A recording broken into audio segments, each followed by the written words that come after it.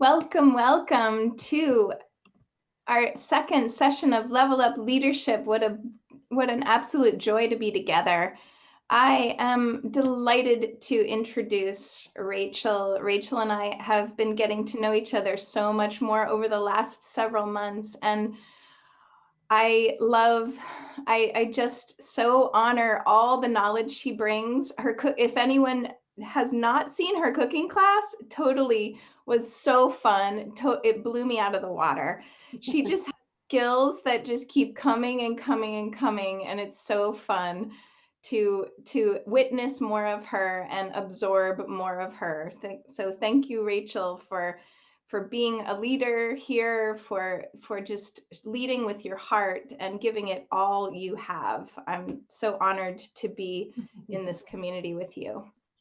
Thank you, Nirankar. It's such a pleasure to have you on the team. I love working with you. You're such a delight. And I love the series that you're doing with health every week. And I think it's really a wonderful model that you are doing a weekly health Zoom that you have the same people coming, and you also have more people coming, and people can invite people. And this is a snowball effect. And I think that everyone should know about doing a series of Zooms at this time is really powerful weekly right now, especially if you're running for Diamond, as we're moving into the April event where we can be in person for our first Diamond event in like a couple of years.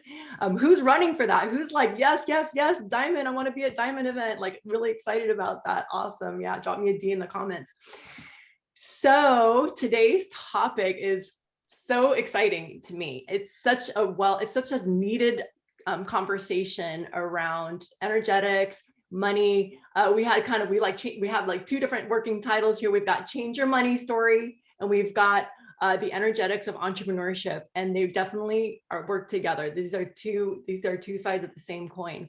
And so we're going to hear from Demetra too in a little bit, and I'm going to introduce her for those of you who are new to the team and just getting to know our leadership.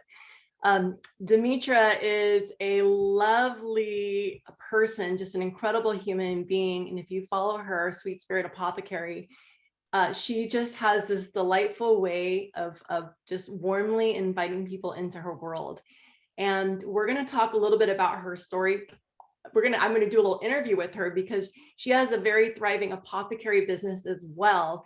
And I found it very interesting talking to her last night, learning about how she started that business. And I feel like anybody who's an entrepreneur, it doesn't matter whether it's this business model, or you're creating your own business, or you've had your own business, no matter what, there's the energetics of entrepreneurship. And there's a certain way that we want to connect with people in order to create a welcoming place for them to step into being in relationship with us as a customer and then as a brand partner. So we're going to talk about that. We're going to talk about some of the obstacles that come into play when we're asking for money. Oh my gosh, asking for money can make people's hands sweat. And then where does that come from, right? Where do we get into this place of fear around asking people for money? Like, we all need it. We all can't survive without it.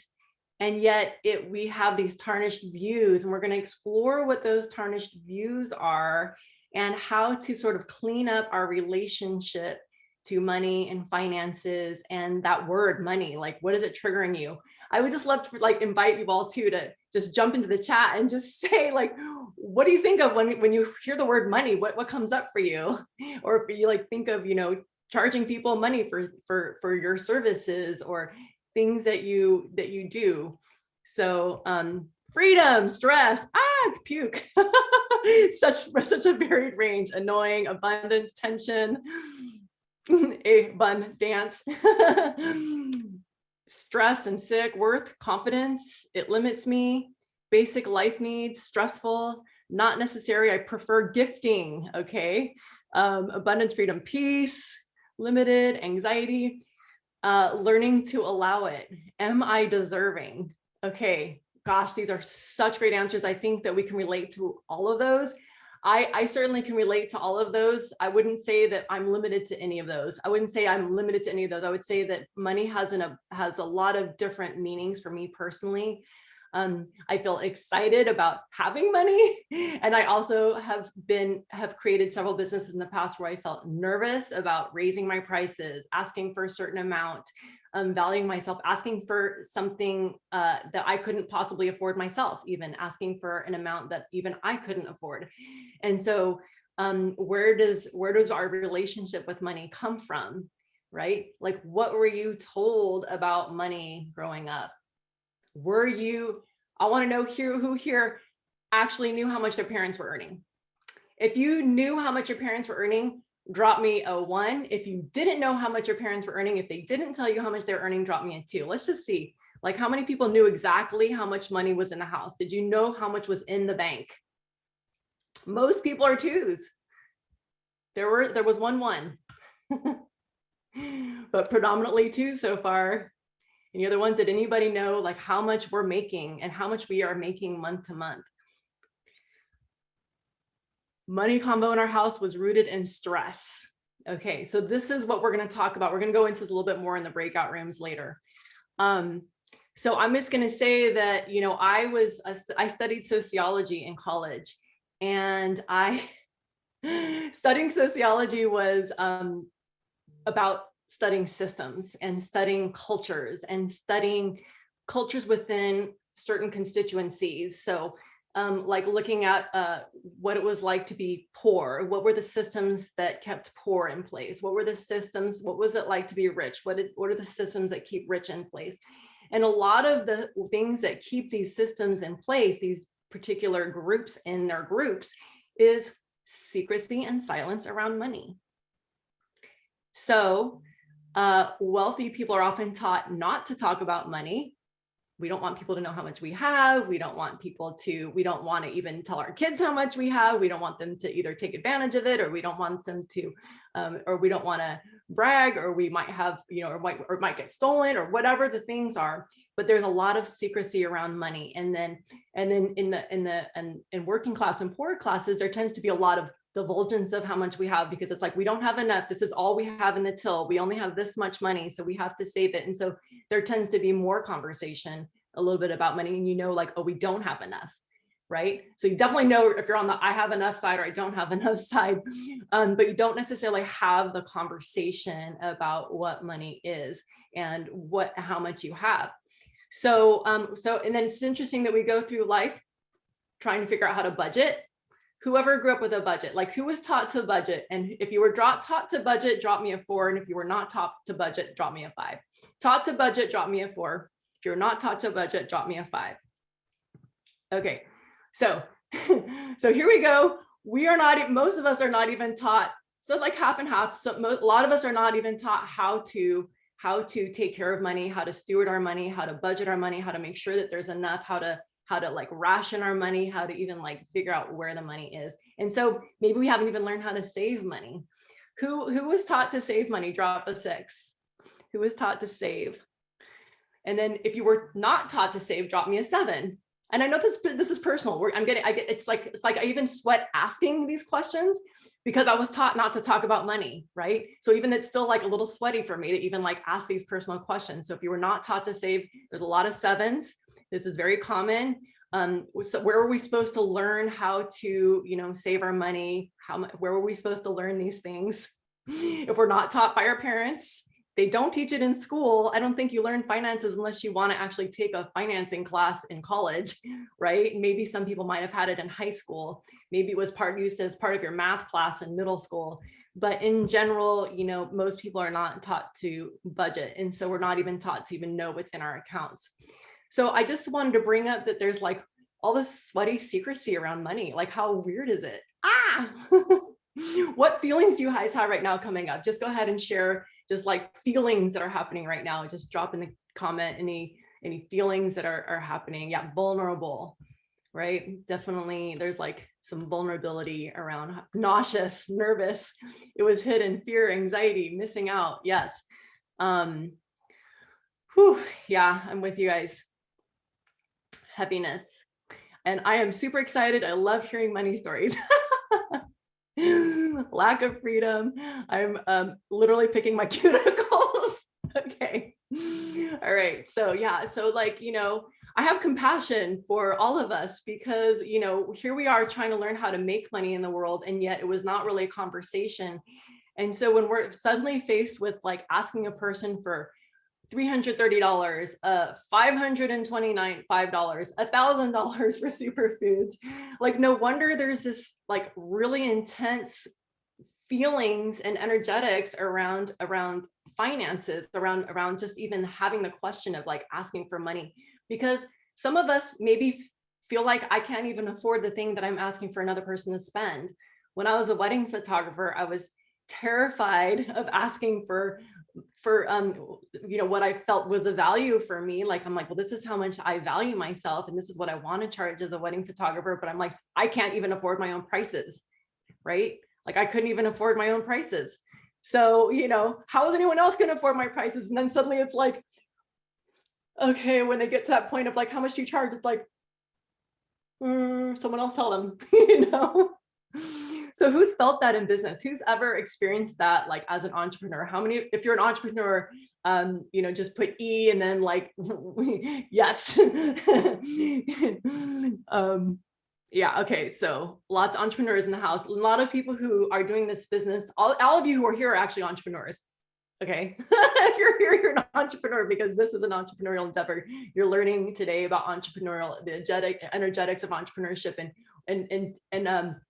we're gonna get a great download from Demetra because she has a lot of experience as an entrepreneur, both as building her first online business and then coming over to Purium in that. And so let's have a conversation. I'm actually just wanting to look at what everyone's writing. I used to make jewelry and I ended up giving away more than I sold. Okay, this right here, like how many of you, you're like, okay, well, what I'm charging is, you know, this much, and then this covers my cost for this product, and it covers the cost of maybe buying a little bit more, but it doesn't necessarily cover the cost of buying more product and paying you so that you can survive, right? And so this is a trap that we all get into, and this is where, you know, it's really interesting when you look at how Purium is pricing our products.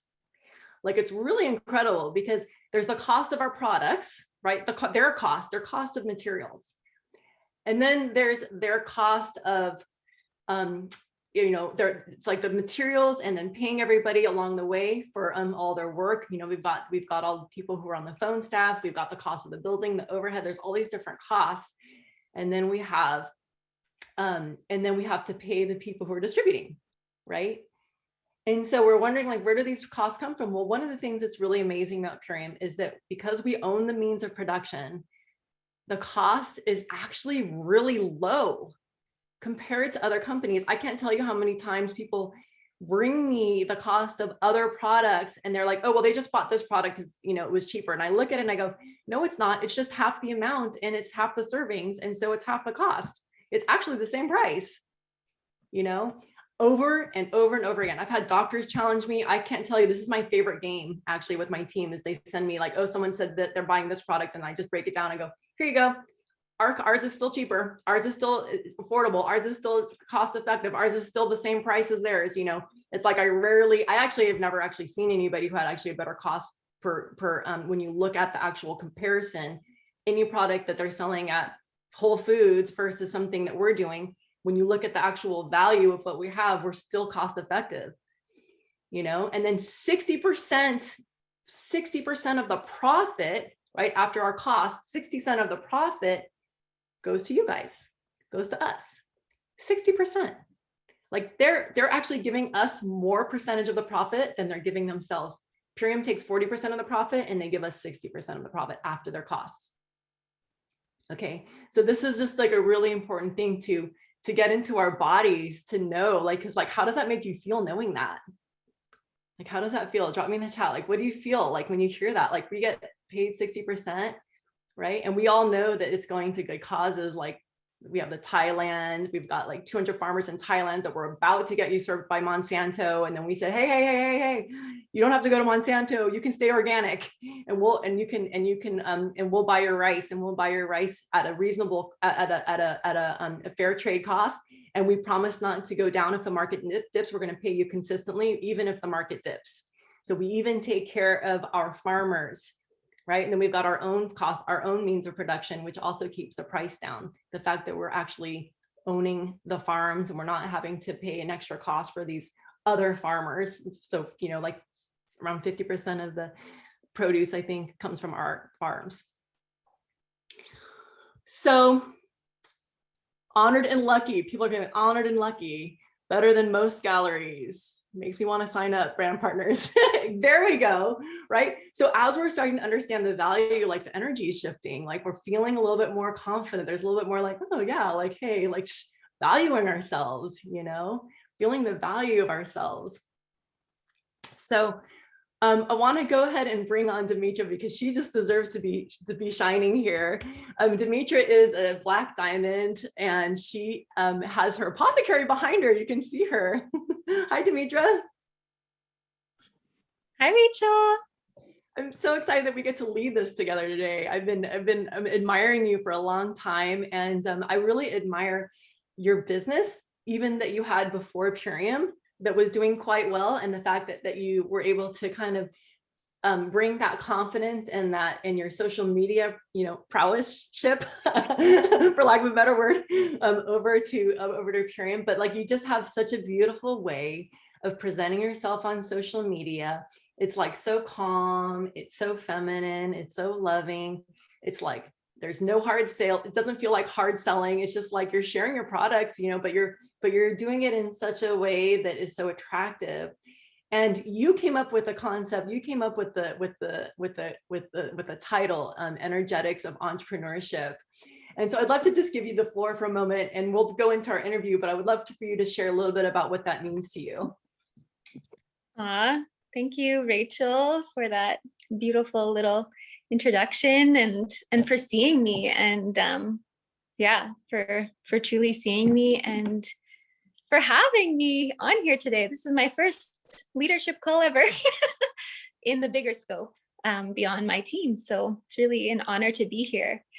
Yeah, so when asked to be on this leadership call, the thing that came through for me that's been the most important on my entrepreneurship journey was the term, the energetics of embodied entrepreneurship, like embodied entrepreneurship, because what I've discovered through my own growth through Sweet Spirit Apothecary and now through Purium is that there's no separation between our energetic or spiritual path and the path of our work and our vision and our mission.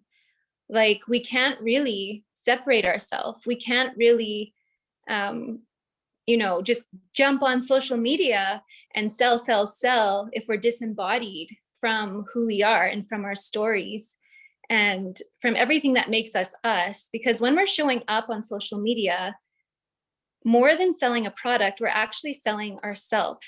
And we want to fully know ourselves and to show up authentic and to show up excited and to have a powerful story, which is always a part of Purium. It's like, what is your story?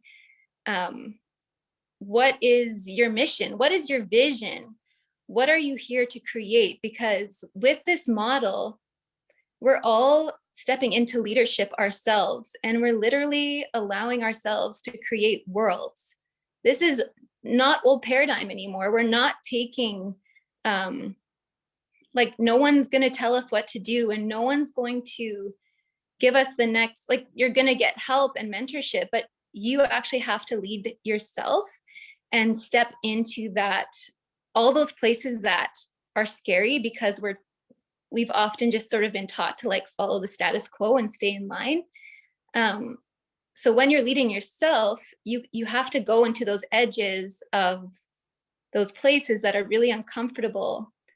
And so entrepreneurship and Purium, like, it's such a gift because growth is inevitable. Like, if you're here to do it and you want to walk the path, it'll expand you in all the ways.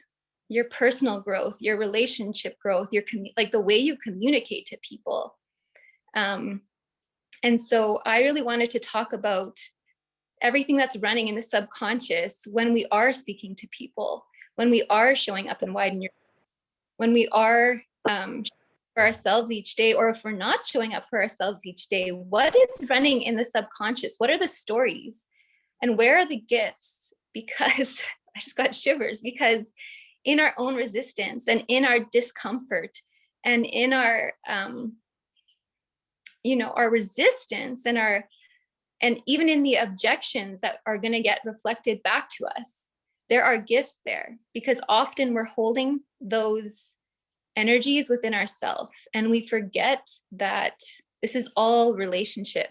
We are building relationship and connection, including the relationship we have with ourselves.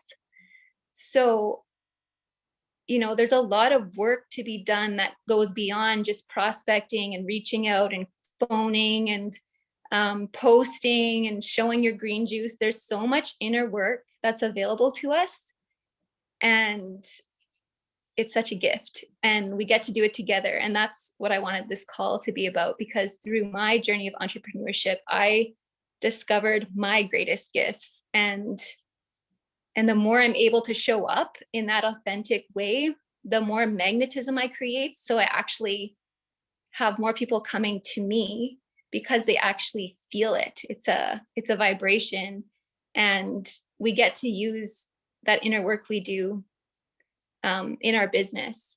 And that can also mean like going into prayer. Like how many times, so Sarah's my direct upline. How many times has Sarah, when I'm feeling frustrated, told me to drop into prayer? Like that's beautiful to me, that we can interweave the worlds of emotions and spirit and the physical. So we want to show up embodied in our truth and not separate. Like we don't want to become salespeople, and that's what everyone's afraid of, right? So how can you just show up authentically and embodied and create that magnetism? And when you do face resistances, like how can we go into those places and look at where are these stories coming from? Like what am I actually afraid of here? Where did it begin? And we can look compassionately and unearth and move through them in a really beautiful, solid way, that will impact our entire life, not just our financial life, not just our Purium life, but our whole entire life. Like the fear of being seen, which comes up immediately for a lot of people when you sign up and your upline's like, okay, jump on your stories and show your face and use your voice and talk. Immediately, that can be so triggering. And we get to look at like, where did that begin? Like, where did we learn to be afraid to show our radiance and speak our truth?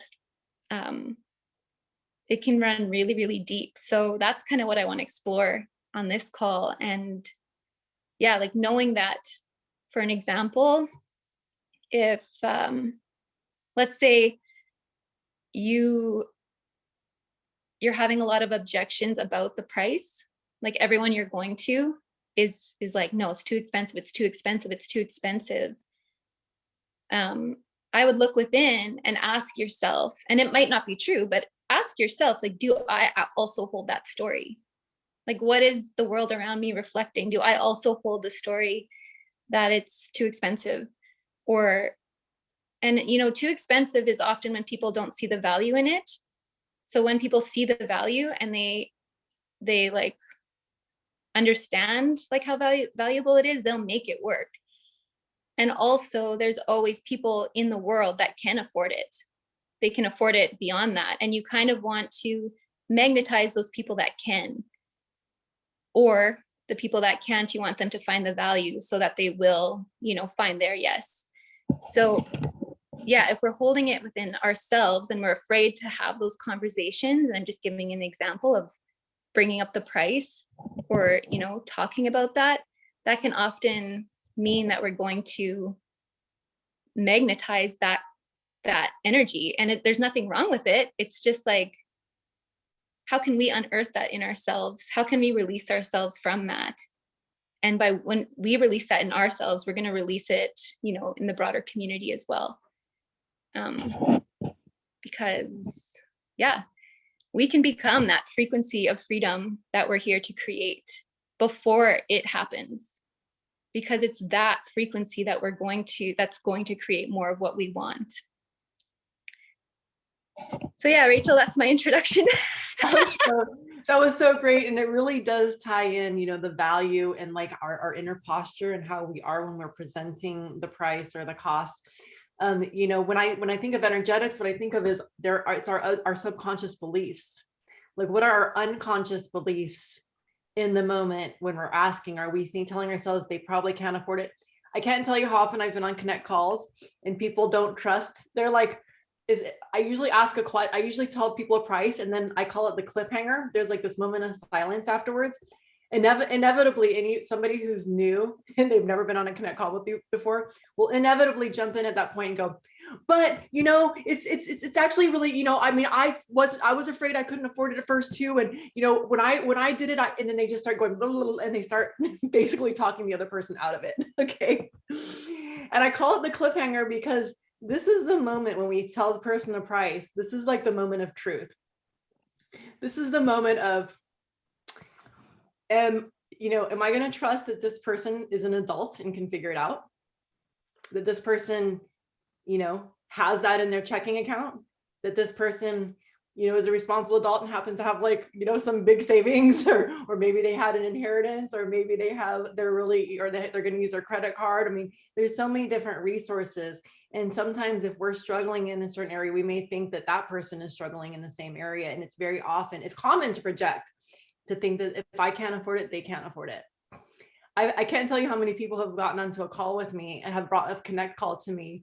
And I remember one woman in particular said, I got my sister on the phone. She definitely, and back then the packs were $1,000 to become a brand partner. And she said, she definitely is not going to be interested in the business. And she's really, poor. So, 100. So just do the core 4 daily. Like, she kind of just told me how to do the call. And I was like, all right. And what I did was I do what I always do. I just ask questions. I just asked her questions. And then by the end, she was like, yeah, I think I want to do this with my husband. It sounds really great. I'd like to do the whole transformation. And so back then it was two people would get 2 transformation kits together, and it would be an $1,000 kit, including the business.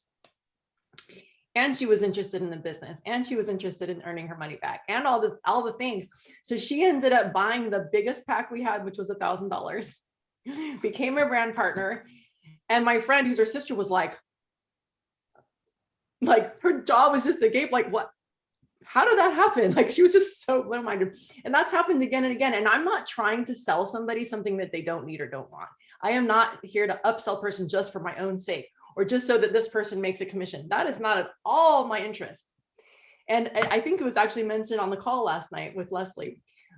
It's all about having the other person's their goal in view. Like, what does this person want? And asking enough questions, you're going to get clear on what their goals are, right? And then pretty soon they've decided what they're going to do, right? Now it's pretty clear in the conversation what direction we're going. And so then I'm going to so if they're interested in that, I'm going to tell them the price. They're saying, well, I'm interested in doing this.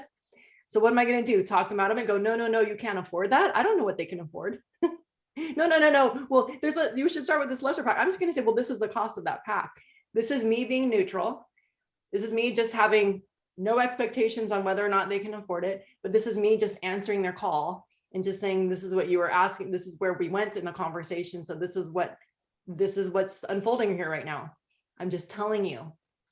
And then there's that cliffhanger moment where my friend's sweating on the phone going, oh my God, like, I can't believe she's talking to my sister about the business. I can't believe she's talking to her about the pack. Oh my God, sweating buckets. And this is where everyone wants to jump in and go, but I just want to empower you to trust the moment. And that when there's a silence in a call, I'm going to tell you what's going on in that silence. Guess what's happening in that silence? Like, you're going, oh my God, you're in the headlights. They're going like this on the call. What they're thinking is, let's see, maybe I should transfer money from my savings account to this checking account. Or maybe I should wait till my check comes this Friday and then I'll buy both packs. So you got to give silence for that time of thinking. And don't interrupt it. Don't jump in there with your projections, with your expectations, with your fears. right? Don't jump in there and then like give them any doubt, right? Because they got this. Like I have 100% faith that a person who needs this, like I did, I was homeless in a car, like I was able to afford this. I borrowed money to get this back in the day. I borrowed money. I was like, I can see the writing on the wall. This is what I want to do. It was the best. I borrowed like $250, not the whole amount. But it was the best $250 I ever borrowed because it made me a 2-star crown. That was like the best sacrifice I ever made. And so don't underestimate a person's intelligence, their creativity, their resourcefulness, their resources, and their commitment to get what they deserve for their health. Don't ever underestimate another person, period. Right? If we really love a person, let them decide, let them choose. If they can't afford it, they will tell you and we will work with them. If they want a pack that's less expensive, they'll say, is there something else? Or can I do it in stages? Yeah, you can do it in stages. You can, get this now and get this then. And I mean, start with this and even just start with the biomedic, but like let them direct, let them decide, right? If we don't ask, if we don't give them the chance, the answer is going to be no, right? But if we ask and give them a chance, the answer could be yes. Same when we're prospecting. Hey, would you be interested in blah, blah, blah? We don't know what their knowledge is about superfoods, health, this business model. We don't know where people are thinking. And so we just need to be really aware of projecting our insecurities and our own personal values and our own personal money story onto people that we're talking to, right? So I think it'd be interesting to go a little bit into this journey that we did last night. And I think it'd be good for people to hear. So, I was asking Demetra last night, and this is going to be kind of like a model for what you guys are going to do in your breakout rooms. So, just like take notes with like how I'm asking these questions and going down this with her. But, I was really interested, Demetra, in, you have like, I don't know, I think you have like 10,000 followers or 8,000, 9,000 followers or something on your Instagram page. And you have this beautiful online, you're selling herbs and it's really wonderful. And I know that you have this thriving business. And I know that when you started Purium, you were like, oh, this is now just money towards the house. Like I've already got this other business that's like paying for my life. And now this is just towards my land and my vision, like my dream is coming true through this company. So I got curious, I was like, I wonder where you developed that confidence, in business as general, like you're a businesswoman, and yet what does that mean? Right? What does that mean? It means she has a business. And like she has this way of doing her business that is so just so inviting. And so I wanted to ask you, so I'm trying to decide which direction to go because there's like 2 directions that we went last night. I want to ask you, what did you know how much your parents made when you were growing up? I didn't know the number in the bank account, but I had ideas. I didn't think about it that much, but yeah, it was not talked about at the dinner table. And did you have a feeling that there was enough growing up? I had a feeling that there was enough, but that money was definitely like a thing to be respected. Okay. And then can you describe, and then you went on some adventures. Will you tell us a little bit about like what happened like out of college and everything? Well, relationship with your father around money? Yeah. So with my dad, it was very much like we had money, but it was hush hush. Don't talk about it. Don't let anyone know that you have money. Because I think he grew up without, and then he did something of himself or whatever. And, he worked really hard and he didn't want anyone to know. And then I had a weird relationship with money because I saw him and my mom fighting about it all the time. And they actually ended up divorcing because I think money was a big part of it. There was obviously more, but like most of their fights when I was a kid was about money. Like one was a spender and one was a we don't spend. And so I was caught between these two worlds. And when I was a teenager, I was just like earthy, hippie, all into just art. Definitely, when I looked around me in the world, I understood that artists were like starving artists.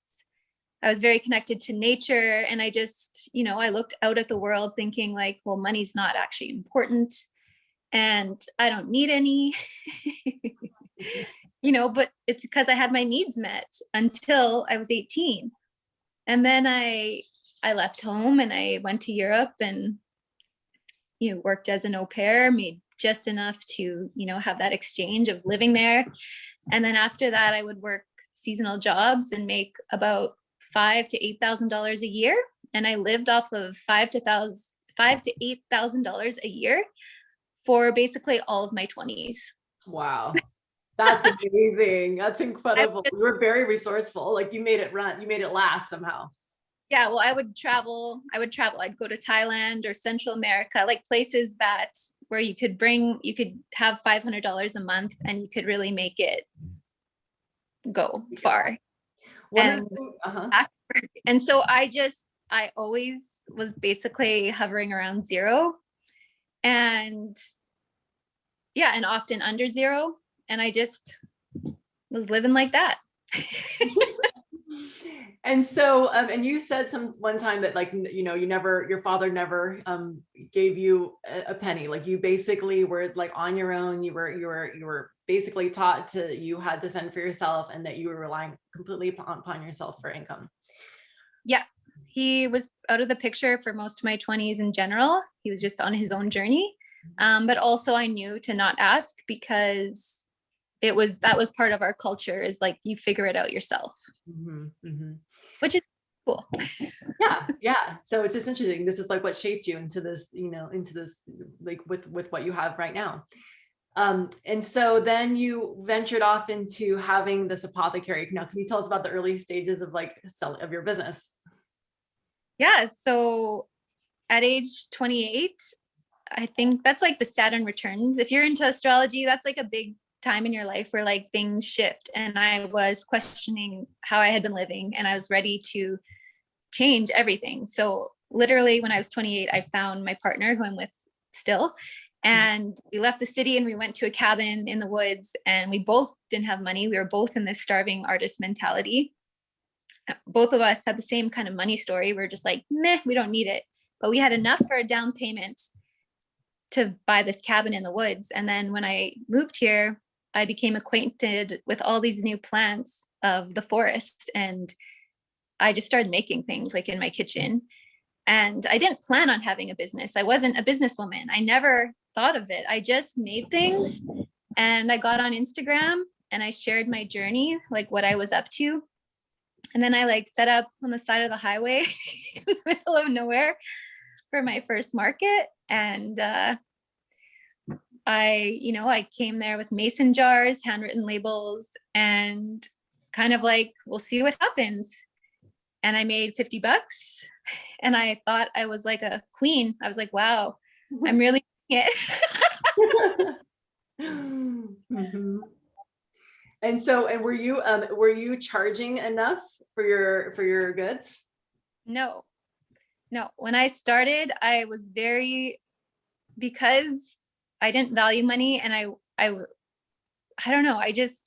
Because I couldn't afford anything, I was like charging super low prices. I had no idea like what I was doing. And I felt really insecure about like setting up in front of people, being seen, having conversations, and then like having that moment of how much is this?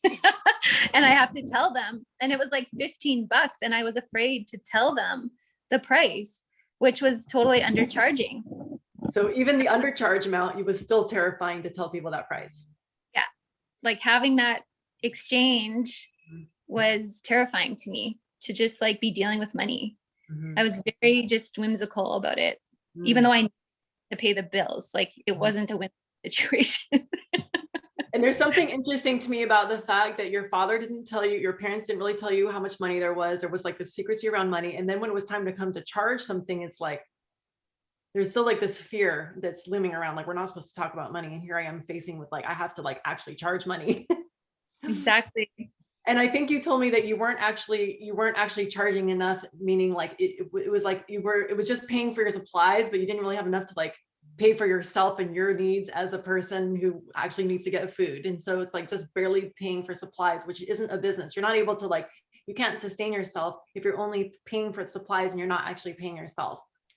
Yeah, exactly. And that is a big part of like where worth comes in. You know, am I worthy to receive money for myself? Mm-hmm. And yeah, it was a journey to get to the point of charging what's required. I was just super shy and super nervous and super things, you know, like all the things that I hear about now with people on their journey. And I just have so much compassion because I'm like, I was there. Yeah. You know, I've been there. How many of you can relate to that? Drop a 10 if you can relate to what she's saying, or any comments, like who can relate to being afraid. And even now, like, oh gosh, like even now, like maybe it's like still terrifying, right? For people who have businesses. And so then how did you get past that? Because eventually you charged more, eventually you got your prices up. So how did you eventually like raise your prices, and like, tell us that story about going to the markets again and again, like how like where did the confidence come in? How did you actually finally raise your prices? Okay. So, well, there's two things that happened. One thing is that I kept showing up to the markets, no matter how afraid I was, no matter how many people, even with my low prices, would come to the booth, pick up a product, look at it, hear the price, scoff in my face. This isn't even online. This is in person. Scoff, put it down, and walk away. You know, they did not understand the value of natural products, and like also the value of like when you make it yourself, and if you're buying organic, and if you're harvesting it yourself. Like they did not understand. And so I became really good at a few things. I became good at teaching people about the value. I embodied value within myself. I kept showing up despite it being so freaking uncomfortable, because as I kept going into nature and getting my messages, and as I was working with plants, I was receiving downloads, and I was solidifying my mission and my purpose on earth, that I shared these gifts of the earth, and they had gifts to you know, they had to be in the hands of people.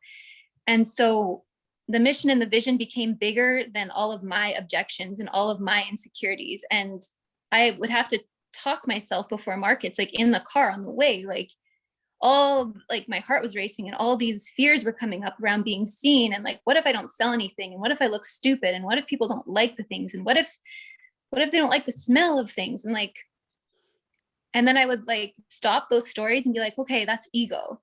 And then I would drop into the heart, and I would remember all the teachings of the plants. Sorry, I'm like trying to avoid the sun blasting me, but I would drop into what am I doing here on earth, and what do I want people to experience the most? I want them to experience a connection to the earth, and through that connection, they're going to experience a deeper level of themselves. And so when I would show up to markets, I would literally say a prayer that I can be a conduit to connect people deeper to the earth and to themselves, no matter what that looks like. And it's the same for Purium. When I show up and I start worrying that people are judging me, that I'm in an MLM, or that I'm selling things I'm not making, it doesn't matter. It's the same mission.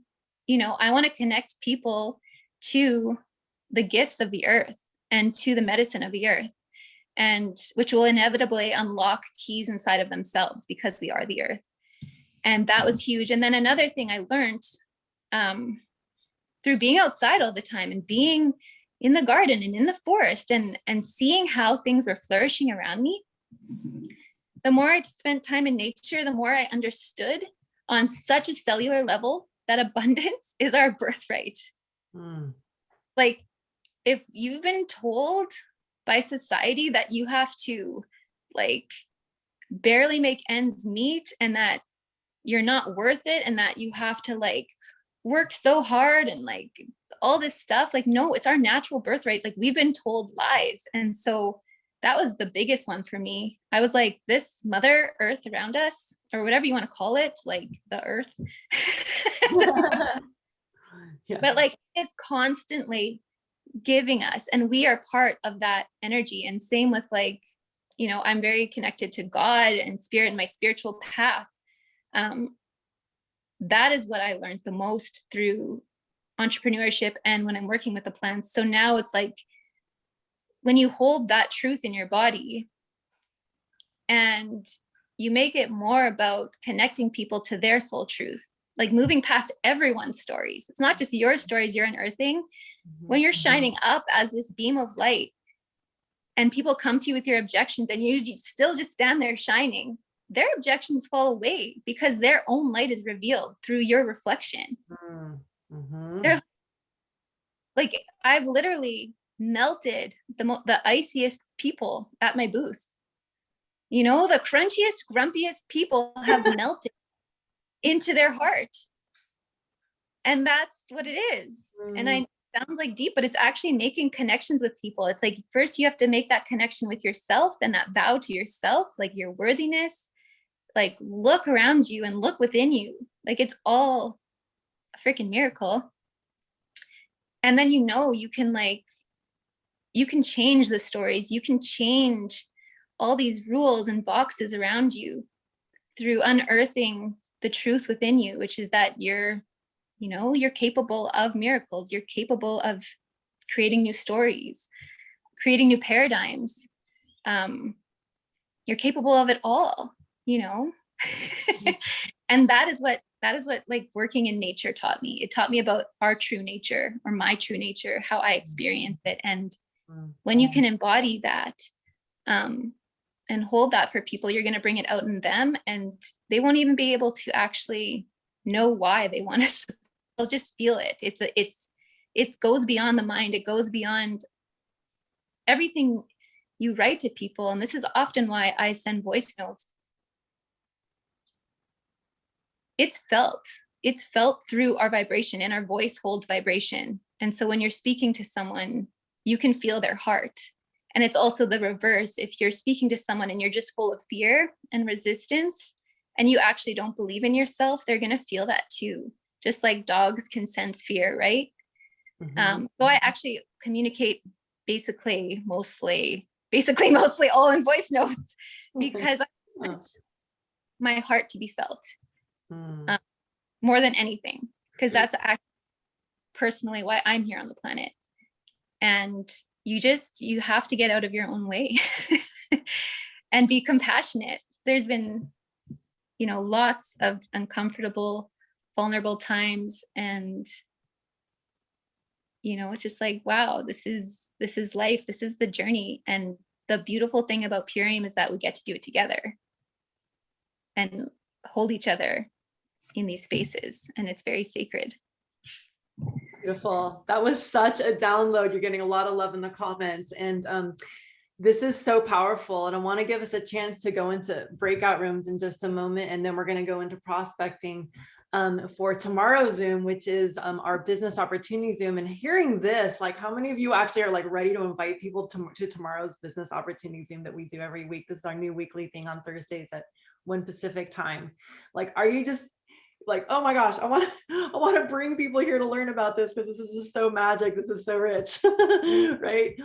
So thank you for sharing your story. And I want to just kind of acknowledge this part about melting people, they're frozen, they're rigid, whatever their fears are, and just like melting with your warmth, and with like just by being, you know, when we witness people, when we mirror people, and that's, you know, what I want you guys to do in the breakout rooms is when we mirror people too, that also softens their edges. Like, rather than resisting what they're saying, but acknowledging, like, I hear what you're saying this, you're saying you feel this, you're saying this is what's happening.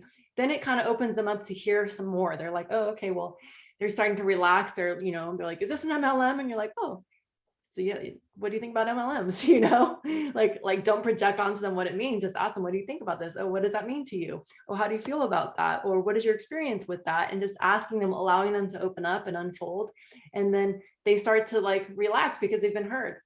Every single human being, our deepest urge is to be acknowledged. is to be heard, is to be understood and heard. And so when we do that for people, they literally start to open up room for whatever it is that you have to offer. So we're going to go into breakout rooms. We're going to do 10 minutes. We're going to do 5 minutes each because we've run low on time.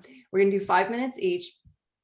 And what I want everyone to do is, I want you to ask, so choose if you're person A or B in the room. Once you guys get in there, just choose which person you're going to be, but you're each going to have a turn. But what I want is the first person, you're going to ask the person, to share, like their money story, basically. Like you're going to just uncover your own money story. Like what happened to you? Like I just did with Demetra, like asking questions, right? And of course, you're not going to have as much time as I just had with Demetra, but you're going to ask those questions and then ask people, and then tell them what you heard. You're going to pause them and go, let me make sure I got that, right? You can use your hands. Hold on, let me make sure I got that. You can interrupt them if you need to. If they're going on and on and on, like make sure you have bite-sized pieces so you can reflect back to them and they don't tell you more than you can reflect back. And just say, what I heard is, and just acknowledge them. I want you to acknowledge that person and like what they experienced. Like I hear that your father, didn't tell you, how much the wallet was. It seemed like he, but it was also, he was very caring. He wanted you to be independent or whatever, so it's like, I'm kind of making stuff up here, but I'm just saying like, you want to acknowledge the person and mirror back. And this is one of the most important tools on a connect call. When you're talking to people after they've told you, after they've answered your question, say, let me hear that. Let me make sure I got that straight. I heard you say, you want to say what I heard you say was, and you want to acknowledge all the things that they just said as much as possible. And then they're going to feel heard. And then that's part of earning their trust. And then it's going to give you room to like now share whatever the next thing is. So Niran Kaur is our wonderful breakout woman, tech woman. Thank you. And let's just go ahead and go and then we'll come back in 10 minutes. Please keep time. Make sure you end at 5 minutes. Don't take longer than 5 minutes. Make sure that maybe you tell your story in like 2.5 minutes. Maybe the other person kind of mirrors back for 2.5 minutes. And I know it's going to be short and it's going to feel like not enough time, but please just do 5 minutes each. Have a timer, decide who goes first, and jump right into it. And switch on the time. Make sure your timer goes off so that you do switch and you don't miss it, because we're not going to cue you. So you need to be in charge of being very professional with your time. So let's go ahead and break out into breakout rooms, and we'll see you in 10 minutes. All right. It's 1:55. We'll see you back here at 2:55. And then we're going to prospect for the Zoom on Thursday. Here we go. We got 70 people. The numbers are dwindling, but stay on. This is going to be worth it. Quick funny story. Go ahead. Quick question, Rachel. Would you and Demetra like to be out of the rooms? We'll leave you out. No, we can go into rooms with people too. Okay. Yeah. Great.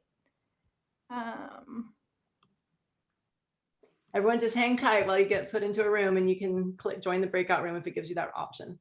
All right. Here we go. What are the steps? So, asking each other your story, just like your what you're like. Sorry. Just exactly what we did, right? Yeah. The interview.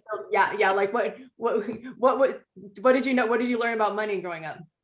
What, were people honest? Did you know how much your parents made? Did you, did you, and then just kind of go through their life, like just ask them to share their story, like around money growing up and what beliefs they had, and just use your intuition. I'm inviting you to like trust your instinct, drop in, take a deep breath. If you feel nervous, just say, I feel nervous.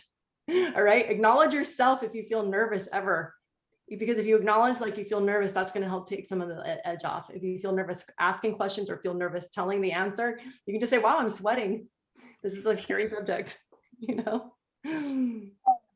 and, just do your best. All right, here we go. Okay, thanks.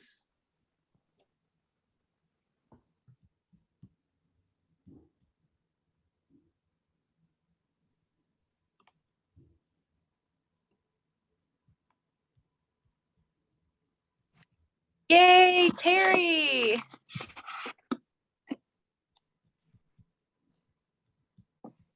Oh.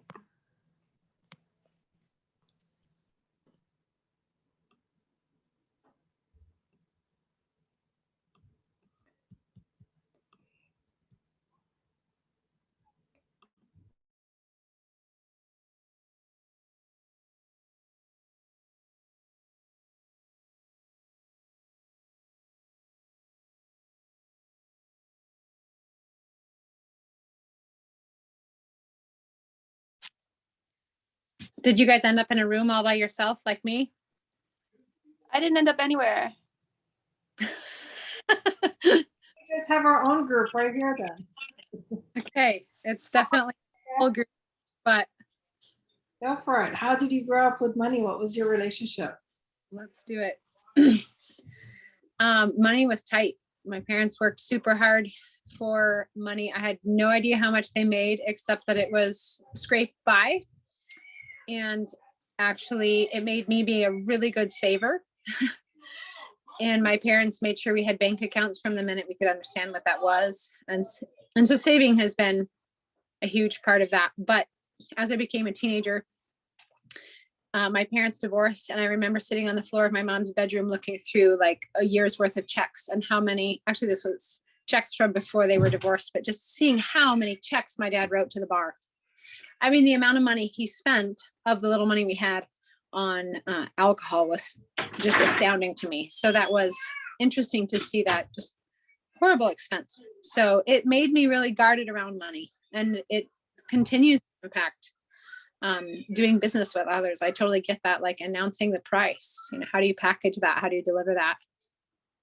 And I don't mind paying high price for things that are quality myself. And sometimes I, you know, definitely diminish the quality that I'm offering to other people. I'm like, okay, we'll just find you a quick discount. But yeah, that's me. Cool. All right, I'll go next. I grew up middle class, and you know, my parents were divorced, but I had great relationships with both parents, and neither of them ever talked to me about money. I have no idea how much they made. All I knew is that I was going to a good school. I wasn't one of the richest ones there. I didn't have all the stuff that I wanted to, whatever, but I never really wanted more than what I already had. So I figured we were just okay. But never taught about saving, never taken to the supermarket, just really had no idea what money meant really, or the value of it, or how to value it or anything. And then when I left Jamaica and came here, that's when I kind of was like a deer in a headlight. I was like, wait, I have to pay rent? Like, I don't understand that. Like, I was really sort of naive to the whole thing, and still am naive to the whole thing, and have this really weird relationship with money, in that I love it when I have it, and I hate it when I don't have it. So it's this really love-hate relationship that I have, and I know that I'm better off with it than without it. Just for my whole being, I'm much better person to be with when I have money in the account. But saving has never been a thing for me. So now that, you know, I'm 48 and I've got kids of my own, definitely trying to teach them differently the way that I was taught. So my kids know everything about my period income. They see my commissions all the time. They know how many gym members I have. They understand how much money I'm making, and they're okay with that. And I'm okay with that. Drives my husband crazy because he's very, very private, very traditional Indian, and he's very private and never wants them to know how much we're making. And I'm just the absolute opposite. So they're getting the best of both worlds, I think.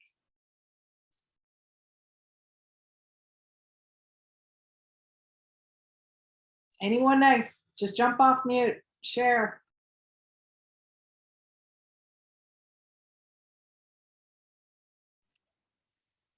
Tal, I wanted to reflect that back to you for just a second. So I heard you saying that you have some, you know, you're better with money and without money, that you just really hate it. So that makes me think that you do put a lot of worth in that dollar amount that's in the bank account. So I'm just playing devil's advocate here for you, but so what do you think you have to grab onto when there is not the more flush funds? What do you go to? How do you keep afloat? Positive attitude. Positive attitude and a lot of prayer. And I just sort of say, well, today's not the day to get that, but you know, next week will be different.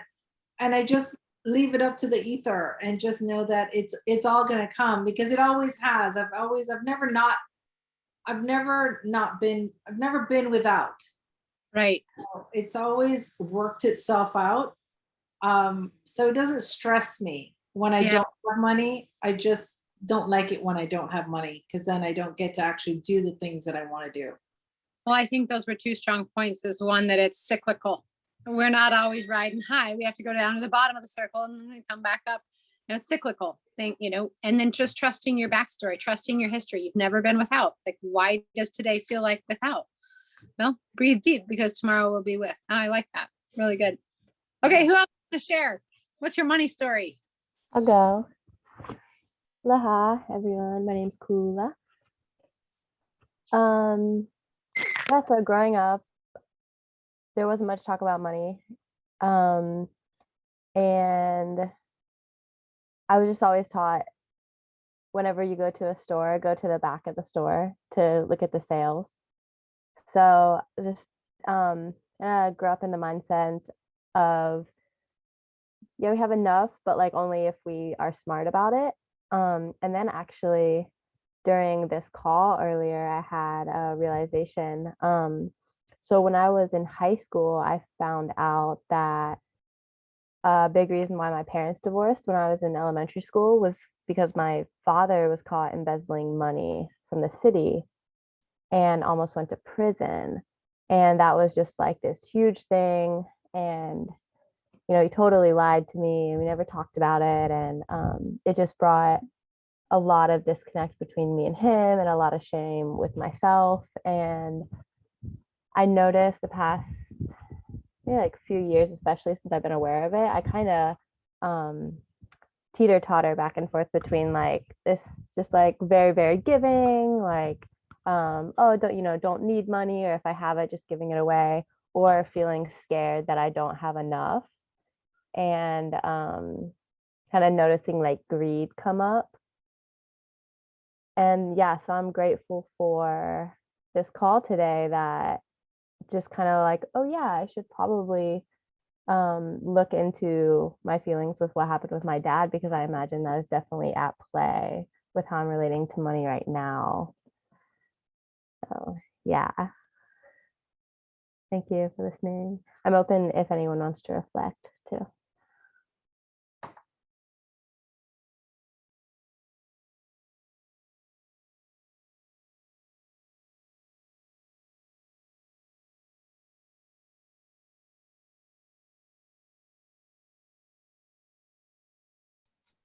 I could reflect on that.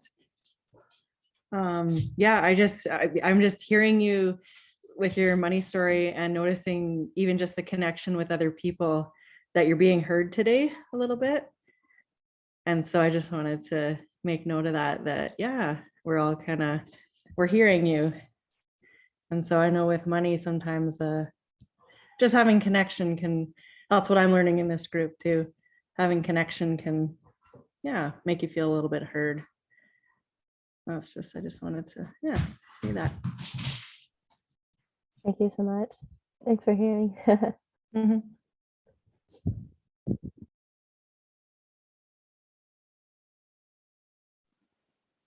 I'll pop in too. Hi, everyone. I was hearing a little bit too.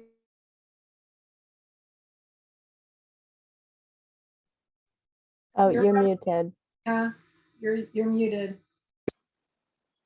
Sorry. I don't know if you caught any of that, but I was hearing in that reflection of having this group container, like how sometimes those little sparks, and it's like, oh yeah. So like how you remembered, or you realize like how maybe some of your money issues stem through this experience that of your dad embezzling money, and how it's just like making you like even aware, that awareness of like digging a little deeper, and so you can do some healing around that.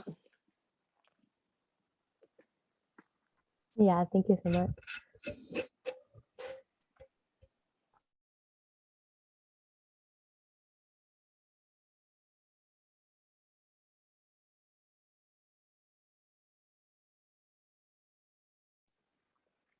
Does anybody else want to share? I don't know how many more minutes we have, but anybody feeling inspired, I could share as well. But it's always nice to pop in our voices, even when we're feeling super nervous. So I just want to recognize everyone who has popped in and shared.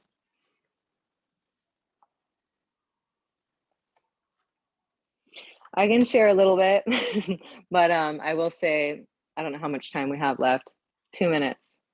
Okay, so I'll share anyways. I'll share a little bit. Let's see. I grew up in a very much like my parents separated when I was about 5 or 6, and we were more like on food stamps, and like we had a home together as a family when my parents were still together, but we definitely like lived in different campgrounds, and I felt like we were always like moving around and on food stamps, and I don't feel like I definitely didn't know how much money we had. As I got a little older and my parents separated, I knew we had food and a roof over our head, but like even when I was younger, like probably like 12, 13, I even got caught stealing a couple times. And even my consciousness of feeling like I need to go to the store and steal, opposed to asking my mom, can you buy me a shirt? Like maybe there was a little thrill in like, not encouraging, but having other people around who were encouraging me to do that, but also just maybe feeling like there was a lack of, that I didn't get to do those special things that I saw some of my friends doing, like having the nice shoes or being able to go to those special camps or anything like that. Seems like we're all joining back in now, but some of the stuff talking in that moment. But I will say, just moving forward, just of having that experience of not having much growing up, and then I'm feeling a shift of all that as I'm getting older, and the longer I've been in Purium as well, having that reflection of having more abundance, and how my consciousness even was in the beginning of joining Purium, that I couldn't afford it, like I was back when Rachel, like when it was $1,000, like I can't afford it to just finding my yes. And even if it took a little bit of a process, and then being where I'm at now of still having like money consciousness, but more expansion within it as the abundance is flowing in. I'm gonna stop now too, because I know everyone's popping back in. Hi, Monica. Hi, We honey. came in at 1,000. We know. We're back from the old days. Yes. So, and that was the best 1,000 investment ever, right? Now you're what, a red diamond? The best. So, hello everyone. Thank you. What was that like? What was that like for people?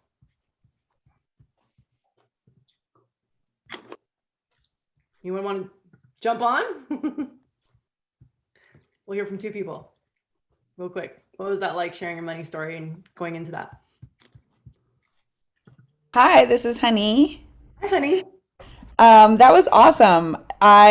In the middle of my share, I was like, oh, I've actually done a lot of mindset work and I coach clients out of it. And I was able to transform my story as we were speaking.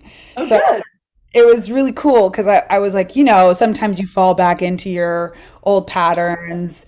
And then I was like, oh, wait, if you say you fall back into your old patterns, then the universe gets to continue you being right about that. You get to always fall back into your old patterns. The universe is going to obey whatever you manifest. So it was really powerful because I did notice that my money story was obviously based on scarcity. I came from a single parent home who was an artist, and the story was like, you don't have a clue how hard it is. This is so hard. You have no idea how hard it is. So I came up thinking it had to be really hard to make money. Yeah. Right. Interesting. I love that turnaround. I'm glad that you have that perspective shift and you're able to shift that right during. Yeah. One other person.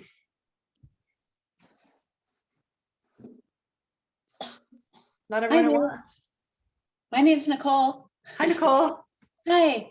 My husband and I ended up doing it together in the same room, but yeah, so we learned a little bit about each other and how different it was for each of us. And so that was kind of cool. But my situation was that I came from an affluent family. I didn't know how much money we had. And I just realized today how much I didn't have a value on money. So that's been kind of an eye opener for me. My husband was just the opposite. He had to, he worked as a young kid doing lawns and all that kind of stuff. So he always was in the thing of, well, I can always make more money. And that's not healthy either. So we learned a lot about each other. When you say you didn't have a value for money, what does that mean exactly? Oh, there was just always plenty. I didn't have to worry about it. And so you kind of grew up and you, to this day, always just sort of feel like there's enough? Yep. Okay, got it. Interesting. And your husband comes from the opposite. So that must have been interesting to think about together. Right, right. So, yeah, thank you. Well, thanks everybody for participating in that. I hope that that was useful, and I like seeing your comments and your takeaways. Feel free to keep those going. And right now is our time where we get to actually focus on the money-making part of our Zoom, which is actually focusing on and prospecting and bringing people into our Thursday, Thriving Thursdays, tomorrow at 1 Pacific time. I invite you to invite to that for the next, how long? We've got another 15 minutes. We're just gonna go for another 15 minutes. And thanks for taking the time to be here with us. I really invite you to work your list. And so what I like to say is you're either in prospecting or you're in follow-up. So don't change lanes. Don't be like, okay, I'm going to follow up with this person. I'm going to text this person. Oh, I'm going to go onto social media. Don't be all over the place. Have your list. And if you don't have a list, make a list right now. You should have your list of 200. And you want to just start going through your list and prospecting, or maybe you have people specifically on Instagram who commented on your last post. You want to just send them all a message and invite them to tomorrow's Thriving Thursday event. Okay, so who is talking tomorrow? Who is on? Hey, Rachel. Yeah. Hello. Can I just pop on and give a little? Hello, Kashli. Give a little word about tomorrow's call. I'll be leading it. Perfect. Yeah. Hello, everyone. Thanks for doing this call, Rachel and Demetra. And tomorrow, so we're for these calls every week. So if you were on the call last week, you know that we're going to talk about, people are going to get to hear everything. We're going to talk about the mission, the company, the products, the business, and then we're going to hear someone's story. So tomorrow I'll be hosting, I'll be talking all the details, and Stephanie Dawn will be coming on and sharing her story. And it's going to follow a similar format, but Stephanie and I are, of course, going to bring our own personal flair to it. And she and I are both mamas, and being a mother in several ways is what led us to this work in so many ways. So I want to encourage everybody, if you are a parent or if you know parents, to really focus your reach outs and your message to parents, especially right now in this climate that we're living in.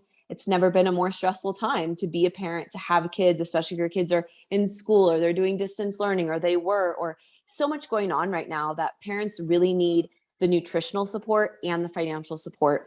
So I sent out in the diamond thread a whole little spiel about tomorrow's call, as well as tips on inviting. So if all of the diamonds could send that out to your personal threads right now, we've got the link in there. We've got everything that you need. You can also find the link and the visual for tomorrow's call in the Mighty Networks group. But yeah, go on your stories, ask people who here is a parent, get them to vote on a poll. Who here is a parent? Yes or no, right? Easy polls that people can engage on. Who here as a parent feels like they, at the end of their day, are completely nourished and filled up, right? Yes or no? Who here as a parent feels like you have enough financial resources to give your family the life of your dreams? Yes or no? These are types of amazing, engaging questions that you can ask in your stories. And then this can lead into inviting people to this call. Hey, if you answered no to any of these questions, or if you answered yes, or whatever it is, I invite you to come on this call tomorrow and hear how we're supporting parents to be nourished physically and financially. Those are my tips for inviting. Can't wait to see you all on tomorrow's call. Lots of love. Thanks, everybody. Ashley, what was your verbiage around asking for if they have enough financial resources? I like that, but I can't remember what you said. Oh yeah, what did I say? I think I just said, do you have enough financial resources to give your family the life of your dreams? Okay. Something of that Thank nature. you. Yeah, you're welcome. And off we go. And this is a perfect time to even just do a little live, and you can even just like do a little like, hey, you know, tomorrow, blah, blah, blah, and then a little story and a little video, and then upload it to your stories. Make sure it's under 60 seconds. Is this at Superfood Social /Zoom tomorrow, right? Yeah, thank you. Yes.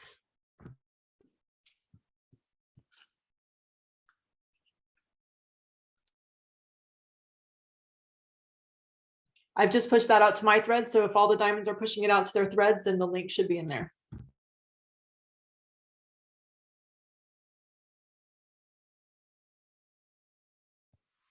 Yeah, I just pushed it out to mine too. Go and get it. And I just wanted to add to everyone that exchange is sacred. So don't be afraid of that exchange. Even in nature, there always is an exchange.